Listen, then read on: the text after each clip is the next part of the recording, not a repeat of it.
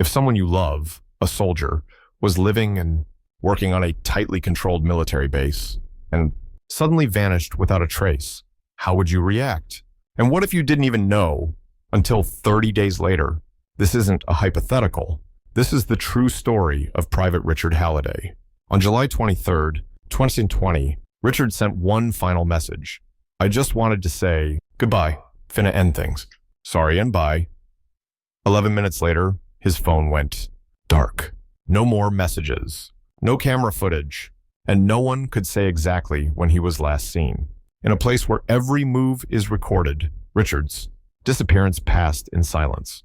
Why? And why did the system, the very one that vowed no one gets left behind, take an entire month to notify his mother? You're watching Hidden Echoes, where forgotten voices are brought back to light.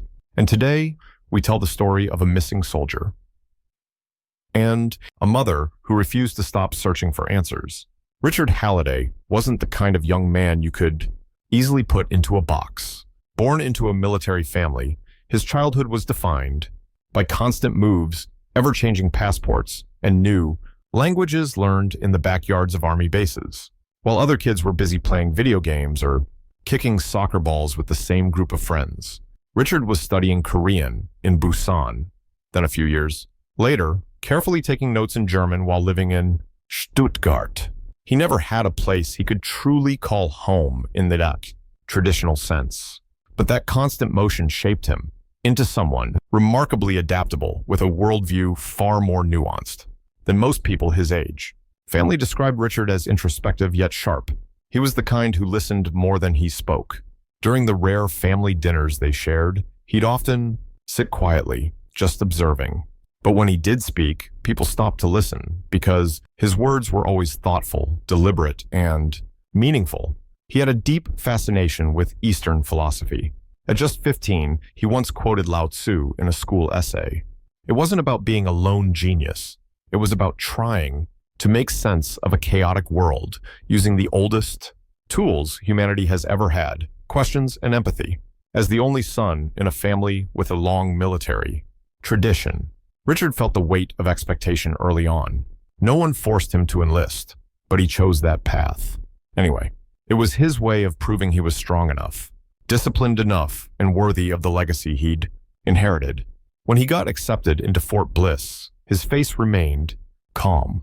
But his mother remembers, the night before he left, he sat alone by the window, saying nothing, just holding his grandfather's service badge in his hand. Military discipline wasn't a problem for Richard. He followed every rule to the letter. But that environment slowly pushed him inward. The calls home became fewer. Text replies grew shorter. Patricia, his mother, says she could sense it. Her son was still smiling. But it wasn't the carefree smile he once had.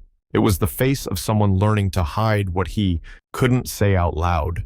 After returning from deployment in Qatar, that quietness deepened. He used to share everything with her. Now all he said was, "I'm okay, Mom. Don't worry." Richard dreamed of going to college after his service. He wanted to study anthropology or psychology to understand the very things he'd been through. Back in high school, he once wrote, "People can spend their whole lives trying to understand someone else. I just want to understand myself." He dreamed of owning a small house in Colorado, adopting a dog, planting a garden, and writing books in the winter. For all the strength and maturity he showed on the home. Outside, Richard was still a young man, quietly trying to find where he belonged. His family said he once liked a girl back at training, but never had the courage to tell her. "I don't think I'm in a good enough place to start anything with anyone," he told his cousin. Behind the uniform of Private Halliday was a young man, wrestling with uncertainty, with pressure, and with loneliness, just like so many others his age. And maybe that's why it hurts even more to think he may have disappeared while still carrying dreams he never got to speak aloud. July 23rd, 2020 began like any other day at Fort Bliss. No alerts, no unusual activity. The sweltering heat in El Paso was expected. Soldiers continued their routines, training drills, equipment checks, security patrols. In that steady rhythm, no one noticed that someone was about to leave. maybe for good. Richard Halliday was believed to have left his room in the early afternoon. There was no alarm. No one stopped him. The soldier assigned to oversee him, the one responsible for checking on his whereabouts and safety, failed to show up on time that day.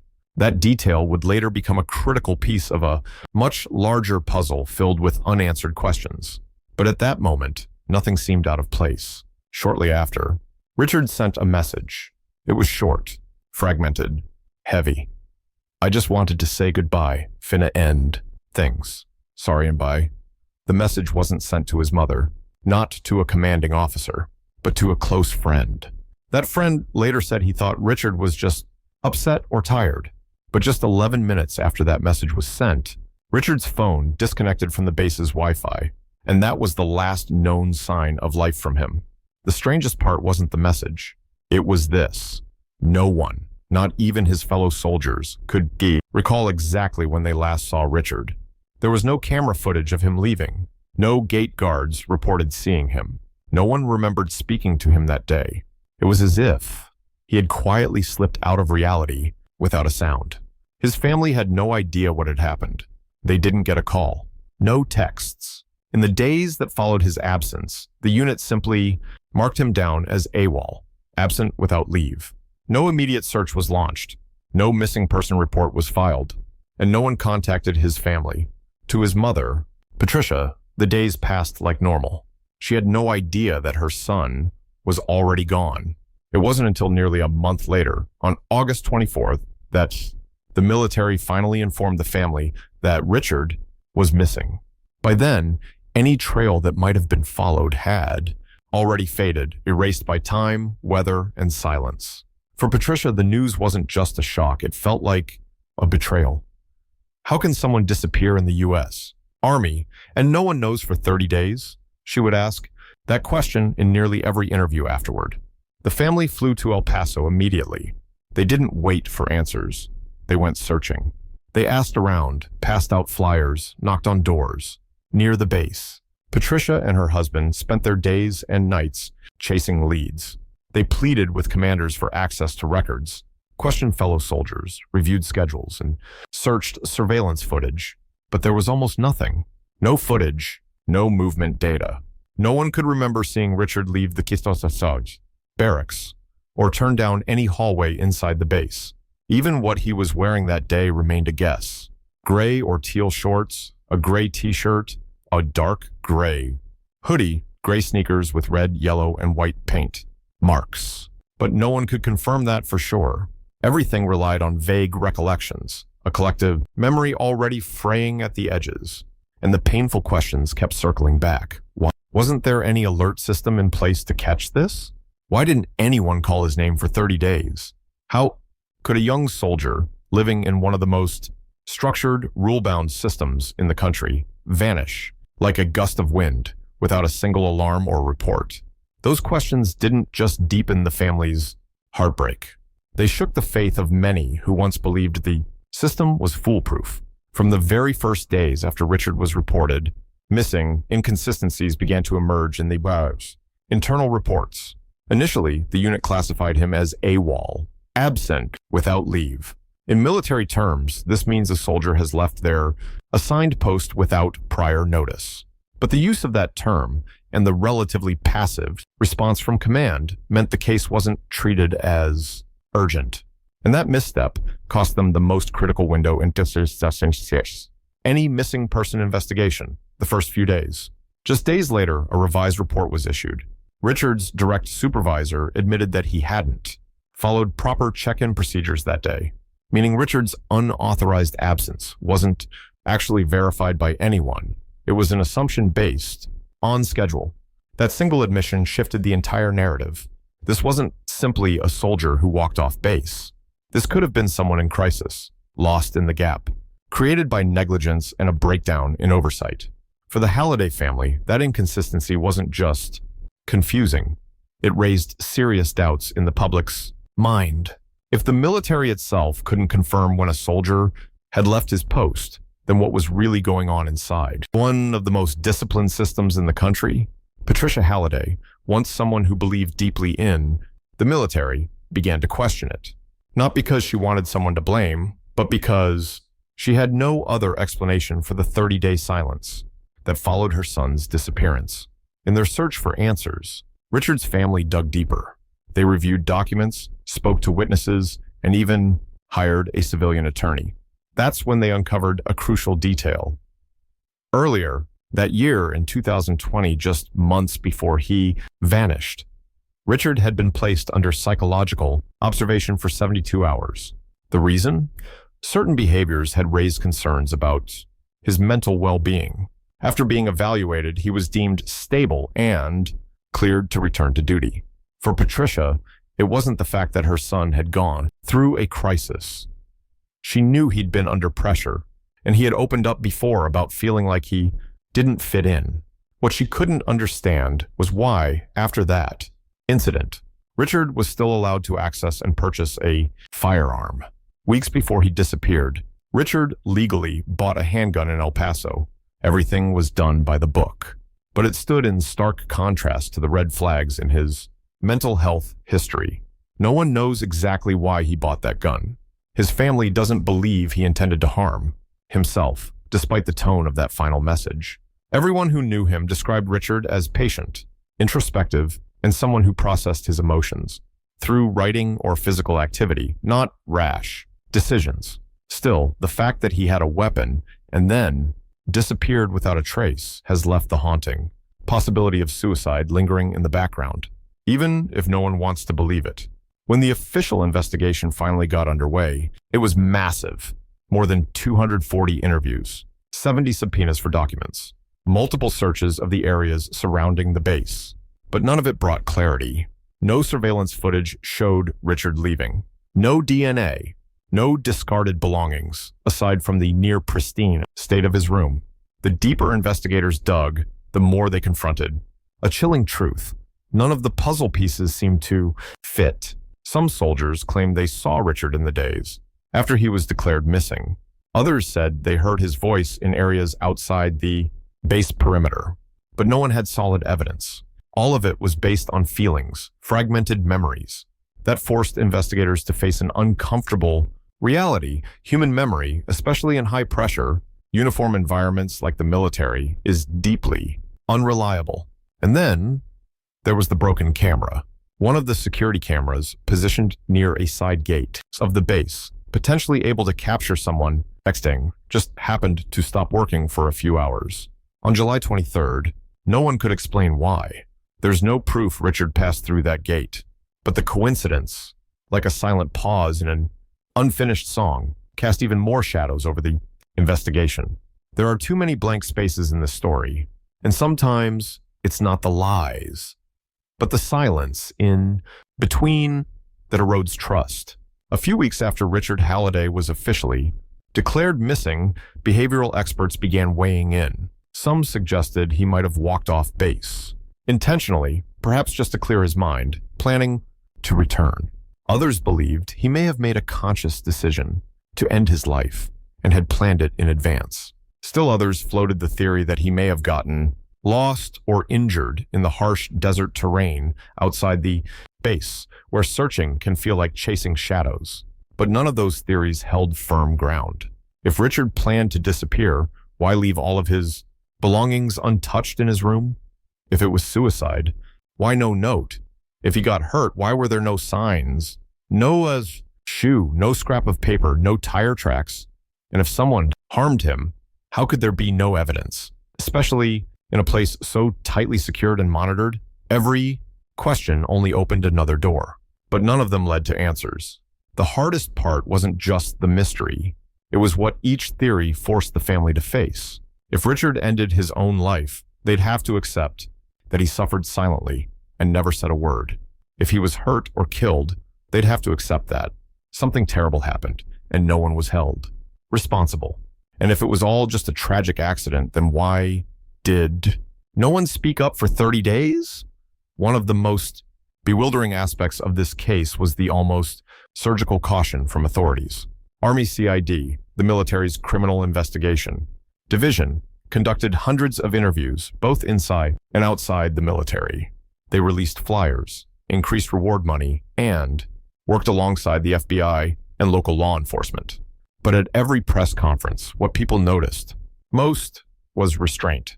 No accusations, no suspect list, no indication that they were any closer to solving the case. Instead, they outlined procedures step by step, like documenting a machine running by the book, even though the outcome remained zero. Technically correct, but to Richard's loved ones, it felt like silence, dressed up as action. It was a way of saying, we're doing everything we can, without providing a single result to prove it. Richard's family wasn't satisfied, but they didn't lash out either. His mother, Patricia, often spoke in town halls and live streams, with calm resolve. I'm not looking for someone to blame. I just want to know the truth. Her words didn't sound like an accusation. They were a simple plea from a mother refusing to lose her child to a fog of uncertainty. For them, the most painful part wasn't just losing Richard. It was not knowing how they lost him. By the end of 2020, nearly 6 months after he vanished, there were still no new leads. So the family launched their own search campaign. They hired private investigators, formed community support groups, distributed flyers across the state of Texas. Other mothers who had also lost children stepped in to help. Former soldiers from Fort Bliss, now discharged, reached out to Patricia. Some shared things they'd witnessed, though none of it was concrete. The community became the driving force, while the system remained still. And perhaps one of the most heartbreaking parts of it all, there was never a formal memorial for Richard, and then at the base, no candlelight vigil, no moment of silence, not a single ceremony to acknowledge the absence of a soldier who once stood in uniform, so his family held their own. Sometimes it was just Patricia, alone in the El Paso fields, planting a small flag in the ground and standing still. The silence surrounding Richard's disappearance wasn't just the absence of information. It was the absence of empathy from a system that once promised no one would be left behind. Each time the family spoke publicly, they didn't yell. They didn't break down. They spoke with the steady calm of people who had become fluent in unnamed grief. They weren't demanding justice in outrage. They were asking for just one thing. Please remember our son. Please don't let him be forgotten. And for anyone who's followed this case, the question that lingers most is this: how do you lose track of someone in a place where no one is supposed to go missing? In February 2023, nearly 3 years after Richard Halliday vanished, the U.S. Army Command released an internal statement. The official investigation board had concluded that Private Halliday died on July 23, 2020.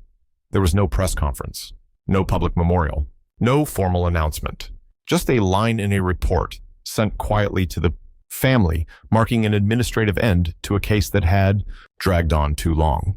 But for Richard's family, and for many who had followed his story, what made that conclusion unbearable was the lack of evidence behind it. No body, no physical proof, no confirmed eyewitness testimony. The conclusion was based on a behavioral analysis model combined with the length of time Richard had been missing and the assumption of low survival odds in the harsh El Paso desert. Legally, the Army had grounds to close the case, but emotionally and morally, it felt like sealing away a wound with no closure, no truth, and no honor. When Patricia Halliday received the news, she didn't cry. She simply fell silent and said quietly, "I don't believe my son is dead unless someone can prove it." It wasn't denial. It was a mother's conviction that somewhere, somehow, her son was still out there, that she could still feel his presence, even when the rest of the world had moved on. For the Halliday family, the Army's announcement wasn't closure. It was confirmation of something they had sensed all along. The system had nothing more to offer. After the official statement, the military's investigation all but stopped. They considered the case closed. No more interviews. No more active searching. The files were archived. But for Patricia, this was only phase 2 of the search. With no more hope in the system, the family built their own network. They partnered with independent journalists, private investigators, and dozens of volunteers across the country.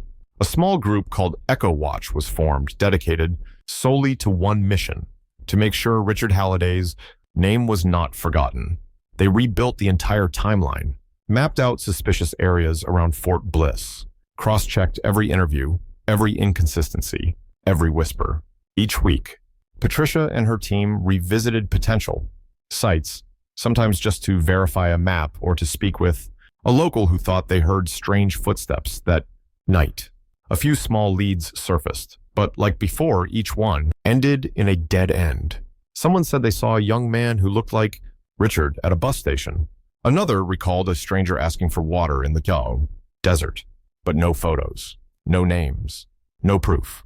Individually, they meant almost nothing. But to a mother's heart, each story was a fragile thread, connecting her to the son she still didn't know was alive or gone. When asked why she kept searching even after an official declaration of death, Patricia simply smiled and said, "I'm still his mother, and a mother doesn't stop just because someone else says that's enough." 3 years after Richard's Halliday disappeared, life at Fort Bliss carried on. Training sessions continued like clockwork. Flags still fluttered in the dry Texas wind. But for the Halliday family and for those who followed this story, there remains a void that nothing can fill. A young soldier who once stood here, lived here, dreamed here is simply gone. No statue, no plaque, no official memorial. Just a closed file, a quiet internal notice, and a silence that suggests everything has been settled. But the truth is, Richard's disappearance is not just a personal tragedy. It's a symbol of something larger, a quiet warning about the limits of the systems we trust and what can slip away when no one is watching. There's something deeply American about this kind of grief. A boy raised on military bases around the world, fluent in languages, carrying simple dreams of a home and a garden. A boy who joined the army not because he was forced, but because he believed in honor, in tradition. And then, within that very system, he vanished, with no explanation, no accountability, no voice raised in his name. And that forces those left behind, not just Richard's family, but all of us, to ask ourselves, did we miss something, a sign, a warning, a quiet call for help, or worse? Have we grown so used to silence that we've forgotten how to ask the hard questions? To this day, no one knows what truly happened to Richard Halliday, and maybe we never will. But that doesn't mean the story is over, because people like Patricia, his mother, who never stopped speaking, searching, or hoping, are still here. And through them, through their voices, their eyes, the quiet smile when they speak his name, we see something undeniable. Memory may fade, but love does not. One thing in this story cannot be undone, the silence. But what can change, is how we choose to face it. We can listen more closely. We can believe a mother's unease rather than dismiss it as emotion. We can remember people like Richard, not just because they vanished, but because they lived, fully human, with contradictions, with dreams, with flaws and hopes, just like the rest of us. The question still remains, and no one else can answer it for you. What do you think really happened that day? And if you were in the Halliday family's place, would you keep searching or accept that some truths may forever remain a mystery? Thank you for taking the time to witness this story and for sharing your presence with those who have been forgotten. This is Hidden Echoes, where we speak the names of those still echoing in silence.